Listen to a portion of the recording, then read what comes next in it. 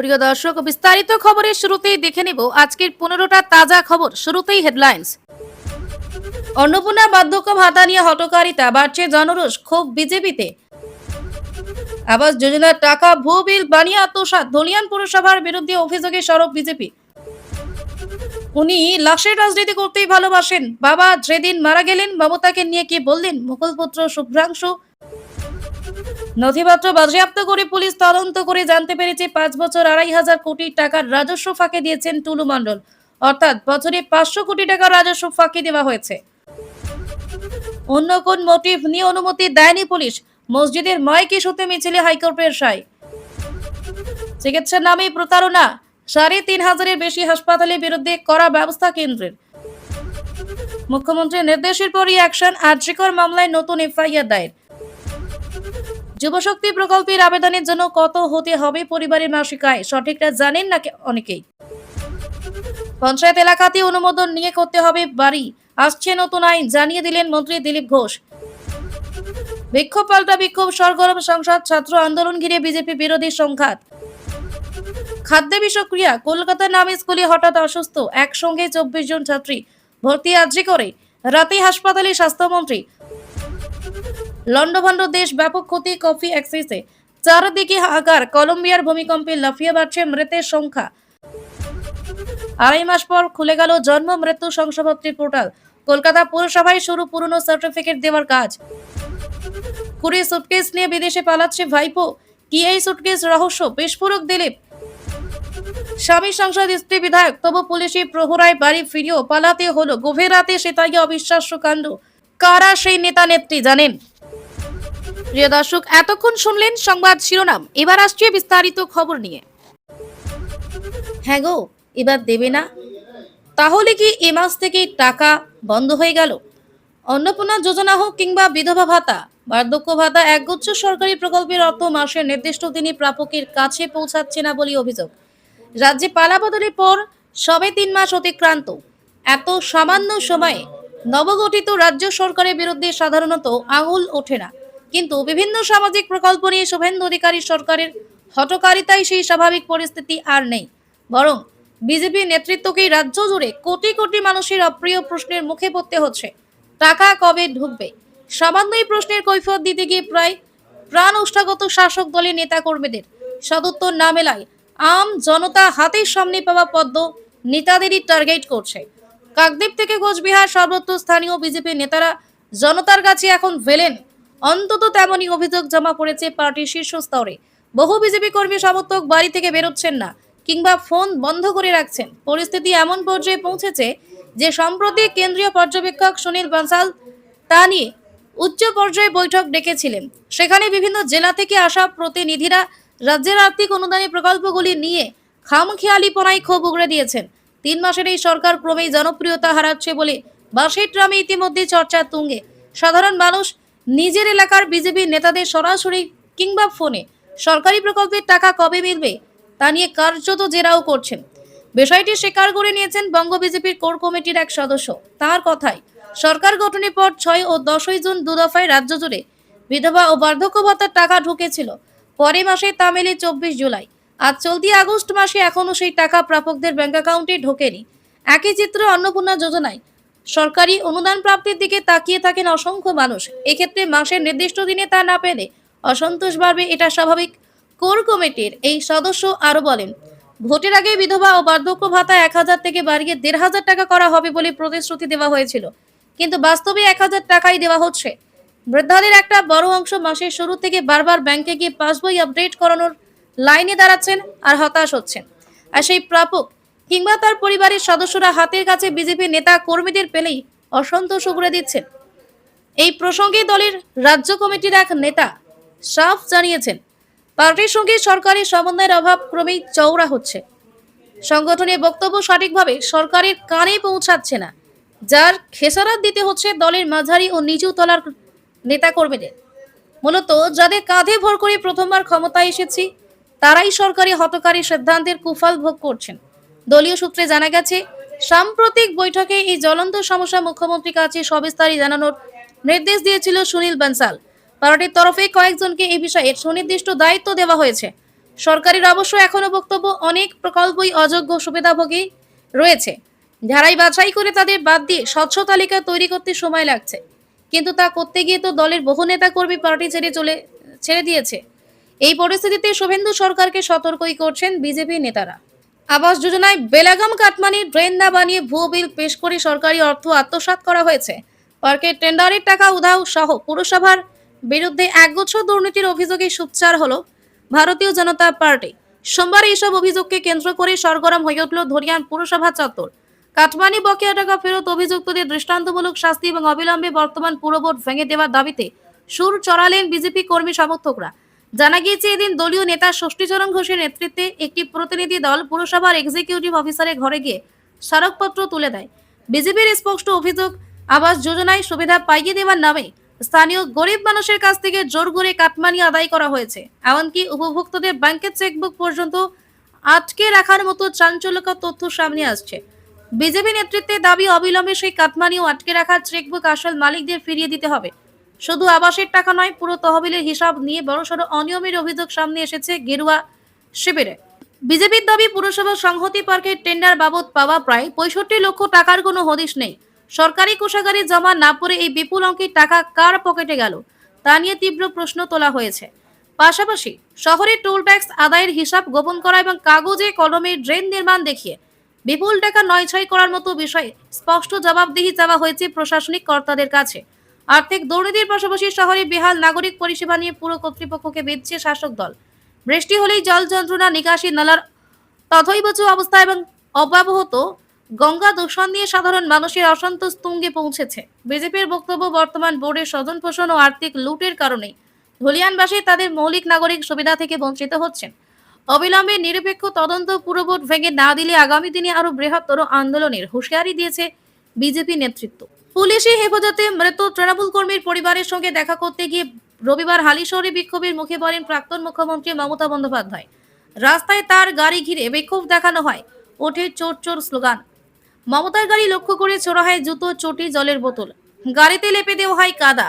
মমতা বন্দ্যোপাধ্যায় অভিযোগ করেন তার গাড়িতে পাথর ছোড়া হয়েছে। রবিবার হালি শহরের এই ঘটনা প্রসঙ্গে মুকুল রায়ের পুত্র শুভ্রাংশু রায় বলেছেন, লাশের রাজনীতি করতেই বেশি ভালোবাসেন, রং চড়িয়ে নাটক করে অনেক কিছু বলতেও ভালোবাসেন। ইট কোনো সময় পাথর হয়ে যায়, কাদা কোনো সময় ঢিল হয়ে যায়। যেটা কালকে উনি বলেছেন সেটা সবাই আপনারা দেখেছেন। তবে আমার খারাপ লেগেছে যে তার সর্বক্ষণের সঙ্গী ছিলেন তিনি। যেদিন মারা গেলেন উনি একবারও সুযোগ পেলেন না আসার, একবারও সুযোগ পেলেন না বিধানসভায় যাবার। তখন উনি মুখ্যমন্ত্রী। অভিষেক বাবু যেদিন প্র্যাকটিক্যালি আমার বাবার দেহটা নিয়ে রাজনীতি করে গেলেন। অনেকে আসতে চেয়েছিলেন বিরোধী দলের, তাদের আসতে দেওয়া হয়নি এবং মৃতদেহটাকে প্র্যাকটিক্যালি হাইজ্যাক করা হয়েছিল। তোলাবাজি, মারধর সহ একাধিক অভিযোগে বৃহস্পতিবার তৃণমূল কর্মী বৈঠক কেউটকে গ্রেফতার করে হালিশহর থানার পুলিশ। শুক্রবার তার 5 দিনে পুলিশ হেফাজতের নির্দেশ দেয় আদালত। শনিবার ভোররাতে অচৈতন্য অবস্থায় বীর্য কেউটকে নিয়ে যাওয়া হয় কল্যাণী জেএনএম মেডিকেল কলেজে। চিকিৎসকরা তাকে মৃত ঘোষণা করেন। সোমবার মৃতের বাড়িতে গিয়ে লকআপে মৃত্যুর কথা স্বীকার করে নেন মুখ্যমন্ত্রী। এই পরিস্থিতিতে বিচার চাইছে মৃতের পরিবার। মৃতের স্ত্রী জানিয়েছেন, মুখ্যমন্ত্রী আশ্বাস দিয়েছেন এবং তার ভরসা রয়েছে রাজ্যের মুখ্যমন্ত্রী শুভেন্দু অধিকারীর ওপর। হালি শহরে মমতা বন্দ্যোপাধ্যায়ের গাড়িতে হামলাকারীদের পরিচয় নিয়ে তুঙ্গে উঠেছে রাজনৈতিক তরজা। বিজেপি ছবি দেখিয়ে দাবি করেছে যে ব্যক্তিকে কাদা ছুড়তে দেখা গিয়েছে তিনি তৃণমূলেরই কর্মী। পাল্টা কালীঘাট তৃণমূল ছবি পোস্ট করে লিখেছে, হামলাকারীরা বিজেপির দুষ্কৃতী। কারা হামলা চালালো, কে কোন দলে, কার দাবি সত্যি, পুরোটাই এখনো ধোঁয়াশায়। ফের সংবাদ শিরোনামে বীরভূমে পাথর ব্যবসায়ী টুলু মণ্ডল। ইতিমধ্যে টুলুর সুবিশাল সাম্রাজ্য এবং বিপুল সম্পত্তির হদিশ পাওয়া গিয়েছে। এবার পুলিশের তদন্তে প্রকাশ ছিল আরো চাঞ্চল্যকর তথ্য। জানা গিয়েছে, পাথর ব্যবসায়ী টুলু মণ্ডল 2,500 কোটি টাকার রাজস্ব ফাঁকি দিয়েছে। এর পাশাপাশি প্রচুর ডিসিআর বাজেয়াপ্ত করেছে পুলিশ। অন্যদিকে বিএলএলআর ও রিপোর্ট প্রায় সমস্ত ডিসিআর ভুয়ো বলা হয়েছে। এখনো বেপাত্তা টুলু মণ্ডল, তাকে হুন্নি হয়ে খুঁজছে পুলিশ। টাকা উদ্ধারের ঘটনায় আগে গ্রেফতার হয়েছে টুলুর 2 ম্যানেজার এবং তার এক আত্মীয়। বিপুল পরিমাণ টাকা ও সোনা পাওয়া গিয়েছে। গত 29শে জুলাই বীরভূমের দেউচাতে টুলু মণ্ডলের আত্মীয় মিনার মণ্ডলের বাড়ি থেকে 15 কেজি সোনা এবং 28.5 কোটি টাকা নগদ উদ্ধার হয়, যার বাজার মূল্য 50 কোটিরও বেশি। এরপর থেকে একে একে সামনে আসে টুলু মণ্ডলের বিশাল সম্পত্তির এক একটি দিক। বাড়ি, গাড়ি, জমি কি নেই তালিকায়, ব্যাংক অ্যাকাউন্ট ফ্রিজ করে রাখা, অন্যান্য জিনিস বাজেয়াপ্ত করে এখনো পর্যন্ত টুলু মণ্ডলের 220 কোটি টাকার সম্পত্তির হদিশ পেয়েছে পুলিশ। এর পাশাপাশি টুলু মণ্ডলের জাল ডিসিআর এর কারবারের জাল কতদূর বিস্তৃত হয়েছে তার তদন্তে নেমে কার্যত চোখ কপালে উঠেছে পুলিশের। একাধিক জায়গা থেকে নথিপত্র বাজেয়াপ্ত করে পুলিশ তদন্ত করে জানতে পেরেছে 5 বছর 2,500 কোটি টাকার রাজস্ব ফাঁকি দিয়েছে টুলু মণ্ডল। অর্থাৎ বছরে 500 কোটি টাকার রাজস্ব ফাঁকি দেওয়া হয়েছে। যে ডিসিআর কাটলে সরকারের ঘরে টাকা ঢোকার কথা, সেই রাজস্ব ফাঁকি দিয়ে জাল ডিসিআর ব্যবহার করে টুলু মণ্ডল 2,500 কোটি টাকার রাজস্ব ফাঁকি দিয়েছেন। পুলিশের অনুমান রাজস্ব ফাঁকির পরিমাণ আরো বাড়তে পারে। এখনো পর্যন্ত যে কাগজপত্র নথি পাওয়া গিয়েছে তা খতিয়ে দেখে এই তথ্য পাওয়া গিয়েছে। টুলু মণ্ডলের সুবিশাল পার্কিং লট থেকে জাল ডিসিআর ছাপানোর যন্ত্র বাজেয়াপ্ত করে পুলিশ। এছাড়া অনেক ডিসিআর কপি বাজেয়াপ্ত হয়, এগুলো পাঠানো হয় বিএলএলআরও দফতরে। তারা সব নথি খতিয়ে দেখে জানিয়েছে টুলুর যাবতীয় ডিসিআর কপি ভুয়ো। গত 5 বছরে অন্তত পক্ষে 2,500 কোটি টাকা, বছরে অন্তত পক্ষে 500 কোটি টাকা রাজস্ব ফাঁকি দিয়েছে বীরভূমের পাথর ব্যবসায়ী টুলু মণ্ডল। ইতিমধ্যে টুলু 400 বিঘার বেশি জমির খোঁজ পেয়েছে পুলিশ। এমনকি উদ্ধার হয়েছে 200-র বেশি গাড়িও। পাওয়া গিয়েছে আরো অনেক সম্পত্তির খোঁজ। মসজিদে মাইক বন্ধ করে দেওয়ার প্রতিবাদে মিছিলের অনুমতি সংক্রান্ত মামলায় কলকাতা হাইকোর্টে পুলিশের ভূমিকা নিয়ে করা পদক্ষেপ বিচারপতি সৌগত ভট্টাচার্যের। সোমবার রাজাবাজার থেকে মৌলালি পর্যন্ত মিছিলের অনুমতি দিয়েছে হাইকোর্ট। তবে অংশগ্রহণকারীর সংখ্যা, সময়সীমা এবং মাইক ব্যবহারের ক্ষেত্রে একাধিক শর্ত বেঁধে দেওয়া হয়েছে। ধর্মস্থান থেকে মাইক খুলে নেওয়ার সিদ্ধান্তের প্রতিবাদে 11 আগস্ট মিছিল করার অনুমতি চেয়ে হাইকোর্টে মামলা করেছিল জামিয়াতে উলামা। সোমবার সকালে বিচারপতি সৌগত ভট্টাচার্যের এজলাসে বিষয়টি উল্লেখ করে সংগঠনের আইনজীবী সব্যসাচী চট্টোপাধ্যায় শুনানির পর হাইকোর্ট জানিয়েছে, নির্দিষ্ট নিয়ম মেনে মিছিল করা যাবে, তবে শর্ত অনুযায়ী মিছিলে সর্বোচ্চ 750 জন অংশ নিতে পারবেন। সকাল 11:30টার পর মিছিল শুরু করতে হবে এবং 1 ঘন্টার মধ্যে তা শেষ করার নির্দেশ দেওয়া হয়েছে। মিছিলে কোনো মাইক ব্যবহার করা যাবে না। রাজাবাজার থেকে মৌলালি পর্যন্ত নির্ধারিত রুটেই মিছিল করতে হবে। মিছিলের অনুমতি দিতে পুলিশের দেরি নিয়েই এদিন অসন্তোষ প্রকাশ করেন বিচারপতি। দেরিতে কেন সিদ্ধান্ত জানানো হলো তা নিয়ে প্রশ্ন তোলেন বিচারপতি সৌগত ভট্টাচার্য। তার বক্তব্য, আগে থেকেই সংগঠনকে সিদ্ধান্ত জানানো যেত। পুলিশকে ভৎসনা করে বিচারপতি বলেন, এটা অন্য কোনো মোটিভ নিয়েই অনুমতি দেয়নি পুলিশ। আগের একটি মিছিলের প্রসঙ্গ শুনানিতে উঠে আসে। সেই মিছিলে বিশৃঙ্খল জনতার পরিস্থিতি তৈরি হওয়ায় আদালত অনুমতি দেয়নি বলে জানান বিচারপতি। যদিও রাজ্যের তরফে অবশ্য মিছিলের অনুমতি না দেওয়ার পক্ষে আইন শৃঙ্খলা সংক্রান্ত যুক্তি দেওয়া হয়। রাজ্যের আইনজীবী এজি সুরজিৎ মিত্র আদালতে জানান, কিছু তথ্য গোপন রাখা হয়েছে। আমরা সপ্তাহের মাঝে এই মিছিলের অনুমতি দিতে পারি না। 2000-এর বদলে বড়জোর 300 জন থাকতে পারে মিছিলে। গড়িয়া বাসস্ট্যান্ড থেকে SC Mallick road, EM bypass থেকে মিছিল হতে পারে। রাজ্যের এই বক্তব্যের পাল্টা যুক্তি দেন মামলাকারীর আইনজীবী। তাঁর বক্তব্য, মিছিলের অনুমতি না দেওয়ার নির্দিষ্ট কারণ পুলিশ জানাতে পারত। মাইক বন্ধের সিদ্ধান্ত নিয়ে অবশ্য শুধু এই মামলাই নয়, আরও একটি মামলা হয়েছে হাইকোর্টে। উল্লেখ্য, মাইক খোলার সিদ্ধান্তকে চ্যালেঞ্জ করে প্রধান বিচারপতির দ্বারস্থ হয়েছেন কল্যাণ বন্দ্যোপাধ্যায়। মাইক ব্যবহারে বিধিনিষেধ নিয়ে রাজনৈতিক মহলে শুরু হয়েছে বিতর্ক। এই ইস্যুতে মুখ্যমন্ত্রী শুভেন্দু অধিকারী জানিয়েছেন, নতুন কোনো আইন তৈরি করা হয়নি, বরং আগে থেকে থাকা আইন কার্যকর করা হয়েছে। সরকারের তরফে আরও দাবি করা হয়েছে, এখনো পর্যন্ত 4,200টি মসজিদ এবং 1,096টি মন্দির থেকে মাইক খুলে নেওয়া হয়েছে। মুখ্যমন্ত্রীর বক্তব্য অনুযায়ী 2020 সালের হাইকোর্টের নির্দেশ ছিল, স্থানীয় ধর্মীয় স্থান মানে তা মন্দির মসজিদ সবই হতে পারে। ফলে ধর্মস্থান থেকে মাইক সরানোকে কেন্দ্র করে প্রশাসনের সিদ্ধান্তের পাশাপাশি আইনি প্রশ্ন ক্রমশ জোরালো হচ্ছে। গরিব মানুষের চিকিৎসার জন্য চালু হওয়া আয়ুষ্মান ভারত স্বাস্থ্য বীমা প্রকল্পে বড়সড় অনিয়মের অভিযোগ সামনে এসেছে। প্রকল্পের টাকা পেতে ভুয়ো বিল তৈরি, একই চিকিৎসার জন্য একাধিকবার টাকা দাবি করা সহ নানা ধরনের জালিয়াতির অভিযোগ দেশ জুড়ে হাজার হাজার হাসপাতালের বিরুদ্ধে ব্যবস্থা নিয়েছে কেন্দ্র। তদন্তে অনিয়ম ধরা পড়ার পর বহু হাসপাতালকে প্রকল্পের তালিকা থেকে বাদ দেওয়া হয়েছে। আবার অনেক হাসপাতালে পরিষেবা সাময়িকভাবে বন্ধ করে দেওয়া হয়েছে। গরিব মানুষের চিকিৎসার জন্য চালু হওয়া আয়ুষ্মান ভারত স্বাস্থ্য বীমা প্রকল্পে বড়সড় অনিয়মের অভিযোগ সামনে এসেছে। প্রকল্পের টাকা পেতে ভুয়ো বিল তৈরি, একই চিকিৎসার জন্য একাধিকবার টাকা দাবি করা সহ নানা ধরনের জালিয়াতির অভিযোগে দেশজুড়ে হাজার হাজার হাসপাতালের বিরুদ্ধে ব্যবস্থা নিয়েছে কেন্দ্র। তদন্তে অনিয়ম ধরা পড়ার পর বহু হাসপাতালকে প্রকল্পের তালিকা থেকে বাদ দেওয়া হয়েছে। আবার অনেক হাসপাতালে পরিষেবা সাময়িকভাবে বন্ধ করে দেওয়া হয়েছে। আয়ুষ্মান ভারত স্বাস্থ্য বীমা প্রকল্পে অনিয়মের অভিযোগে একসঙ্গে 2,359টি হাসপাতালকে অনুমোদিত তালিকা থেকে বাদ দিয়ে দিয়েছে কেন্দ্র। একই সঙ্গে আরও 1200টি হাসপাতালকে সাসপেন্ড করা হয়েছে।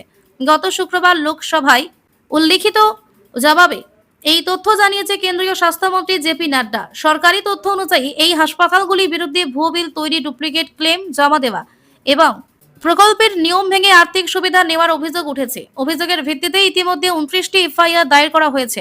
শুধু আইনি পদক্ষেপই নয়, অভিযুক্ত হাসপাতালগুলির বিরুদ্ধে আর্থিক জরিমানা করা হয়েছে। স্বাস্থ্য মন্ত্রকের তথ্য অনুযায়ী প্রতারণা ও বেআইনি বিলের অভিযোগে মোট 228.49 কোটি টাকা জরিমানা করা হয়েছে। সব মিলিয়ে 3,500-এর বেশি হাসপাতালের বিরুদ্ধে শাস্তিমূলক ব্যবস্থা নেওয়া হয়েছে। এই অনিয়ম খুঁজে বের করতে ন্যাশনাল হেলথ অথরিটি এনএইচএ কৃত্রিম বুদ্ধিমত্তা এআই ও মেশিন লার্নিং প্রযুক্তির সাহায্য নিয়েছে। এই প্রযুক্তির মাধ্যমে খুব দ্রুত ভুয়ো বিল, সন্দেহজনক লেনদেন এবং ডুপ্লিকেট ক্লেম চিহ্নিত করা সম্ভব হয়েছে। কেন্দ্রের দাবি, এই নজরদারি ফলে চলতি বছরে 31 জুলাই পর্যন্ত প্রায় 676.16 কোটি টাকার আর্থিক অপচয় আটকানো গেছে। ফলে প্রকল্পের অর্থ অপব্যবহার হওয়ার আশঙ্কা অনেকটাই কমেছে। উল্লেখ্য, 2018 সালে চালু হওয়া আয়ুষ্মান ভারত প্রকল্পের আওতায় দরিদ্র ও নিম্ন আয়ের পরিবারগুলি বছরে সর্বোচ্চ 5 লক্ষ টাকা পর্যন্ত বিনামূল্যে চিকিৎসার সুযোগ পায়। বর্তমানে এই প্রকল্পের সঙ্গে দেশের 34,000-এর বেশি হাসপাতাল যুক্ত রয়েছে। সাম্প্রতিক এই অভিযানের পর কেন্দ্রের নজর এখন প্রকল্পের স্বচ্ছতা বজায় রাখা এবং প্রকৃত উপভোক্তাদের কাছে পরিষেবা পৌঁছে দেওয়ার উপর।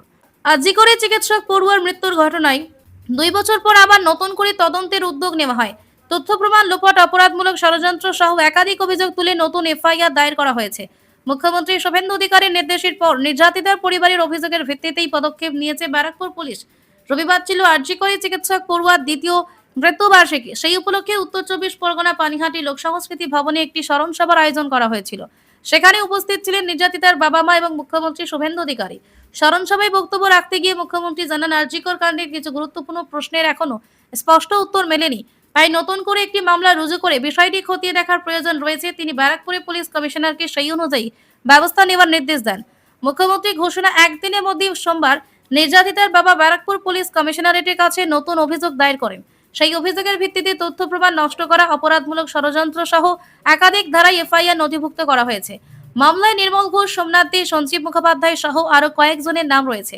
সভায় মুখ্যমন্ত্রী বলেন, চিকিৎসক পড়ুয়ার দেহ দ্রুত দাহ করার বিষয়টি নিয়ে এখনো নানা প্রশ্ন রয়েছে। যে শ্মশান ঘাটে দাহ কার্য হয়েছিল সেখানে কয়েকজনের ভূমিকা ঠিক কি ছিল তা খতিয়ে দেখার দরকার বলেও তিনি মন্তব্য করেন।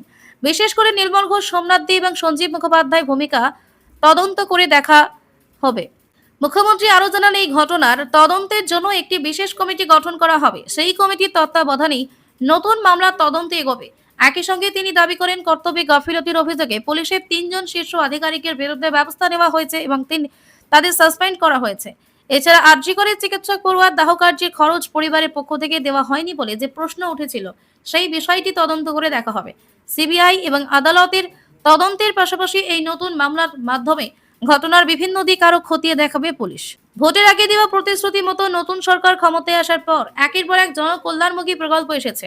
নাম বদল করে বাংলা এসেছে যুবশক্তি ভরসা কার্ড প্রকল্প। পূর্ববর্তী সরকারের যুবশক্তি প্রকল্পের আদলে যুবশক্তি প্রকল্পের মূল লক্ষ্য রাজ্যে শিক্ষিত বেকার যুবক যুবতীদের জন্য মাসিক আর্থিক সহায়তা প্রদান। তবে এই প্রকল্পের আওতায় সুবিধা পাওয়ার ক্ষেত্রে বেশ কিছু বিষয় মাথায় রাখা জরুরি। জানিয়ে রাখি, যুবশক্তি ভরসা যোজনা প্রকল্পে কর্মহীন স্নাতক যুবক যুবতীদের প্রতি মাসে 3,000 টাকা করে ভাতা দেওয়ার ব্যবস্থা রয়েছে এবং যারা ন্যূনতম মাধ্যমিক পাস কিন্তু স্নাতক নন তারা পাবেন 2,000 টাকা করে। সরকার তরফে জানানো হয়েছে, আগামী অক্টোবর মাস থেকে শুরু হতে চলেছে এই যোজনার আওতায় আর্থিক সহায়তা প্রদান। আয়ের ক্ষেত্রে শর্ত রয়েছে, পরিবারের মাসিক আয় হতে হবে 1 লক্ষ টাকার কম। মুখ্যমন্ত্রী শুভেন্দু অধিকারী নিজে জানিয়েছেন, পরিবারের মাসিক আয় 1 লক্ষ টাকার বেশি হলে তাদেরকেই সুবিধা দেওয়া হবে না। তাছাড়া প্রকল্পে আবেদনের ক্ষেত্রে আবেদনকারী বয়স 21 থেকে 40 বছরের মধ্যে হতে হবে। যুবশক্তি আবেদন কবে থেকে শুরু হবে এই নিয়ে এখনো কোনো আপডেট সামনে আসেনি সরকারের তরফে। ফেব্রুয়ারি মাসে রাজ্য বাজেট থেকে জানানো হয়েছে, আগামী অক্টোবর থেকে যুবশক্তি ভরসা কার্ড চালু হবে। সূত্রের দাবি, অক্টোবর থেকে ভাতা প্রদান শুরু হতে পারে। বাজেটেও জানানো হয়েছে পুজোর মাসে চালু হবে যুবসাথী। মনে করা হচ্ছে এখনো আবেদন প্রক্রিয়া শুরু হতে কয়েক সপ্তাহ হাতে রয়েছে বলে অক্টোবর থেকেই আবেদন শুরু হতে পারে যুবসাথীর জন্য। যুবশক্তিতে আবেদনের জন্য আবেদনকারীর ছবি, ভোটার কার্ড, আধার কার্ড, বার্থ সার্টিফিকেট, মাধ্যমিক পরীক্ষার অ্যাডমিট কার্ড, ব্যাংক অ্যাকাউন্টের ডিটেলস, শিক্ষাগত যোগ্যতার শংসাপত্র, অরিজিনাল ও প্রফেশনাল ডিগ্রি সার্টিফিকেট প্রয়োজন হতে পারে। যদিও এই বিষয়ে এখনো সরকার কিছু স্পষ্ট করে জানায়নি। শহরের মতো এবার থেকে গ্রামাঞ্চলে নির্দিষ্ট নকশা অনুমোদন করিয়ে এবং নিয়ম মেনে বাড়ি করতে হবে। কিছুদিনের মধ্যে এই সংক্রান্ত বিধি কার্যকর করবে পঞ্চায়েত এবং গ্রামোন্নয়নের দফতর। এই দিন এমনই দাবি করেছেন দফতরের মন্ত্রী দিলীপ ঘোষ। পঞ্চায়েত মন্ত্রীর দাবি, বর্ষার জমা জলের সমস্যায় কলকাতার মতো মফস্বল এবং গ্রামাঞ্চলে মানুষ সমস্যায় পড়ছেন। এর জন্য পুকুর ড্রেন বুঝিয়ে যত্রতত্র নির্মাণকে অন্যতম প্রধান কারণ হিসেবে দায়ী করছেন দিলীপ ঘোষ। গতকালও ভারী বৃষ্টিতে কলকাতা বিভিন্ন এলাকা জলমগ্ন হয়ে পড়ে। এই প্রসঙ্গে প্রশ্নের উত্তর দিতে গিয়ে দিলীপ ঘোষ বলেন, প্রতি বছর আগস্ট সেপ্টেম্বর বৃষ্টি হয়, জল জমে মানুষের ভোগান্তি হয়। এর কোনো শর্টকাট সমাধান নেই। শুধু কলকাতা কেন, বাকি শহরগুলির দিকে দেখুন, চারিদিকে একই অবস্থা। পুকুর ড্রেন বন্ধ করে টাকা পয়সা দিয়ে বাড়ি করে নিয়েছে। যে পুকুরগুলিতে জল জমা হতো সেই পুকুরগুলি নেই। এরপর মন্ত্রী বলেন, পঞ্চায়েত কোনো আইন ছিল না, সেই সুযোগ নিয়ে বড় বড় বাড়ি করে ফেলা হয়েছে। আমরা পঞ্চায়েতে নতুন আইন আনছি যাতে এই ধরনের বেনিয়ম না হয়। রুরাল এবং আরবান এর মাঝে একটা শব্দ চালু হয়েছে, রারবান। এই এলাকায় যথেচ্ছ বাড়ি করে রাস্তা বা ড্রেন আজকে দেওয়া হয়েছে। পঞ্চায়েত এলাকায় বাড়ি করলে কোনো আইন ছিল না, এক পাতার একটি নির্দেশিকা ছিল। একাধিক রাজ্যে এর জন্য আইন তৈরি হয়েছে, কারণ গ্রামে এখন অনেক বড় বড় বাড়ি তৈরি হচ্ছে, ফ্ল্যাট তৈরি হচ্ছে। সেই জন্য আমরা বিভিন্ন রাজ্যে আইন স্টাডি করে একটা আইন তৈরি করেছি, সেটা সিস্টেমে দেওয়া হয়েছে, অর্থ দপ্তর পর্যন্ত গেছে। খুব শীঘ্রই আমরা বিধি নিয়ে আসছি যাতে শহরের মতো গ্রামে আইন মেনে বাড়ি তৈরির অনুমতি পাওয়া যায়।